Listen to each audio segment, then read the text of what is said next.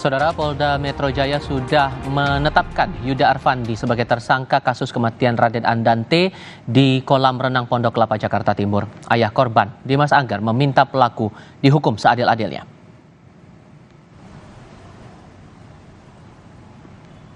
Dimas Anggar mendatangi Mapolda usai pelaku ditangkap untuk mengecek perkembangan kasus yang menimpa anaknya Raden Andante di kolam renang Pondok Kelapa, Jakarta Timur.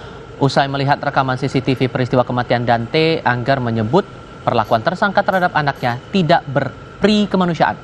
Ia pun meminta pelaku dihukum seberat-beratnya. Bagaimana responnya mungkin setelah melihat CCTV itu? Ya, itu bukan kelakuan manusia sih. Sangat-sangat kelakuan mungkin manusia purba atau binatang. Gitu ya. Dan maaf aku pakai masker sekarang karena nggak bisa nahan emosi. Masih saya akan terus akan berjuang demi anak saya. Yang pasti tadi informasi dari penyidik, ya saya minta sih seadil-adilnya, seberat-beratnya.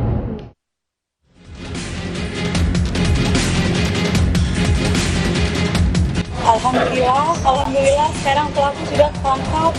Jadi ya dari kemarin kita tuh diam aja bukan berarti aku nggak ngapa-ngapain gitu. Itu bukan kelakuan manusia sih. Sangat-sangat kelakuan mungkin manusia purba atau binatang.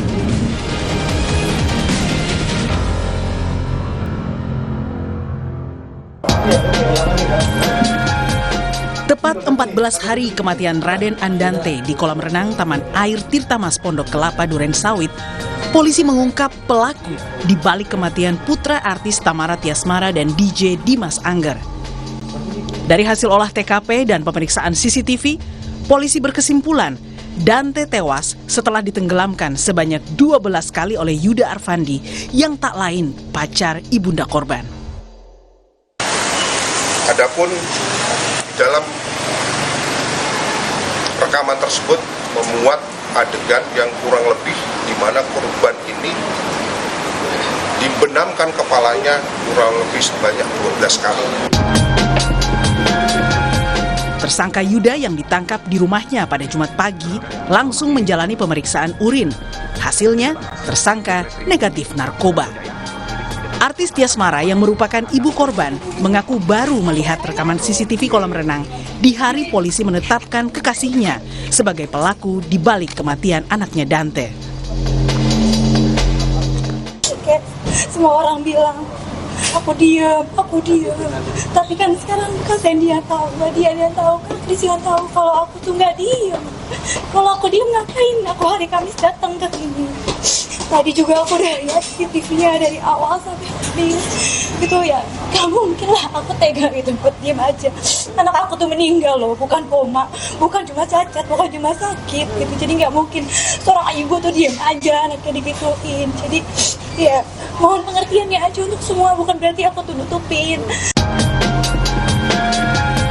Mendengar polisi sudah menetapkan tersangka kematian putranya, ayah korban Dimas Anggar mengklarifikasi adanya pernyataan bahwa anaknya bisa berenang.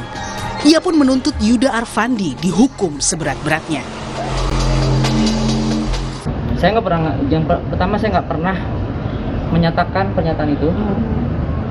Kedua, iya, dulu waktu umur 1 tahun sampai 2 tahun itu sempat les berenang, itu di tempat les teman saya, itu di kawasan Bone Indah, dan kita udahan karena abis itu ada COVID, itu aja. Dan ahli psikologi forensik Reza Indragiri menilai tewasnya Dante di tangan orang yang dikenalnya baik patut diselidiki. Apakah pendekatan pelaku adalah upaya untuk membuka akses menghabisi korban?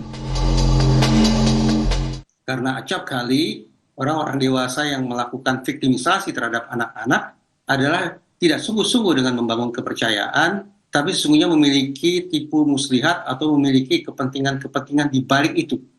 Jadi membangun kepercayaan, membangun relasi hanya sebuah cara untuk membuka akses pelaku agar bisa mendekati diri si calon korbannya. Dalam hal ini adalah anak, sekaligus membangun kepercayaan dari pihak yang semestinya melindungi anak itu, yaitu caregiver-nya. Kasus kematian Dante yang awalnya hanyalah kasus anak tenggelam, kini berubah menjadi pembunuhan berencana. Usai bukti rekaman CCTV kolam renang menjadi alat bukti yang terkonfirmasi bukan editan. Tim Liputan Kompas TV.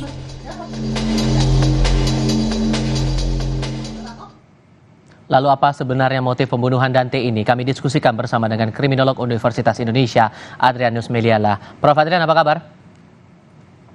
Kabar baik, terima kasih. Terima kasih sudah bergabung bersama kami. Ini kan ada bukti CCTV yang dipegang oleh polisi menunjukkan pelaku menenggelamkan korban sebanyak 12 kali. Ini cukup kuat tidak dijadikan dasar menemukan motif di balik upaya pembunuhan ini?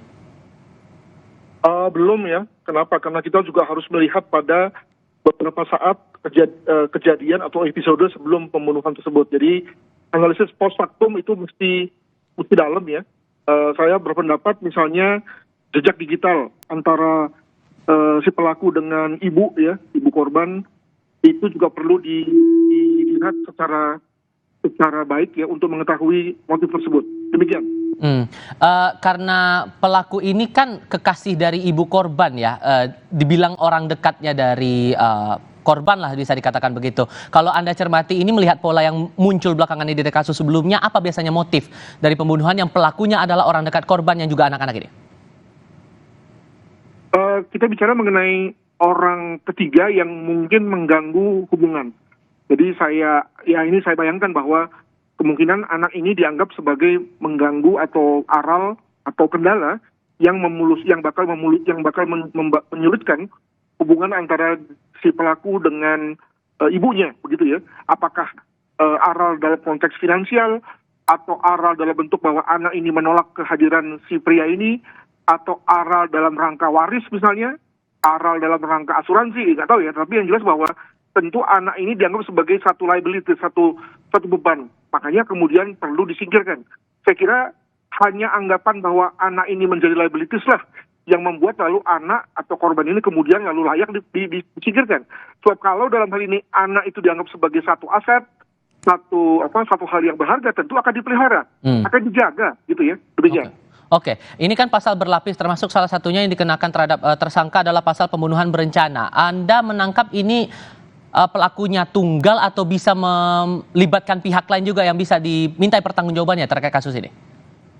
Kalau soal berencana itu kan lebih pada kesiapan atau persiapan yang dilakukan sebelum kejahatan. Jadi kalau ada satu tindakan-tindakan khusus dan khas yang dilakukan oleh pelaku, maka dapat dianggap sebagai terencana. Sebagai contoh, ketika yang bersangkutan misalnya nggak pernah ngajak berenang atau nggak pernah berenang bersama dengan korban, tapi lalu kali ini dia tumen-tumennya mengatakan kepada kekasihnya, saya aja yang nganter. Nah, itu bisa dianggap sebagai perencanaan, begitu ya. Nah, itu yang perlu diselidiki oleh kepolisian. Kedua, misalnya kalau biasanya ibu mengantar, tapi kemudian ibunya lalu disuruh udah pergi aja deh, syuting aja. Nah, itu juga dapat dianggap sebagai perencanaan, begitu. Oke, Prof. Adrianus Meliala, terima kasih sudah berbagi pandangan bersama kami di Kompas TV. Selamat sore, Prof. Terima kasih, sama-sama. Selamat sore. Laporan lainnya hadir sebentar lagi. Wihara Dharma Bakti Glodok Jakarta Barat menyambut meriah Imlek 2024. Warga mulai berdatangan untuk beribadah di Kelenteng Petak 9.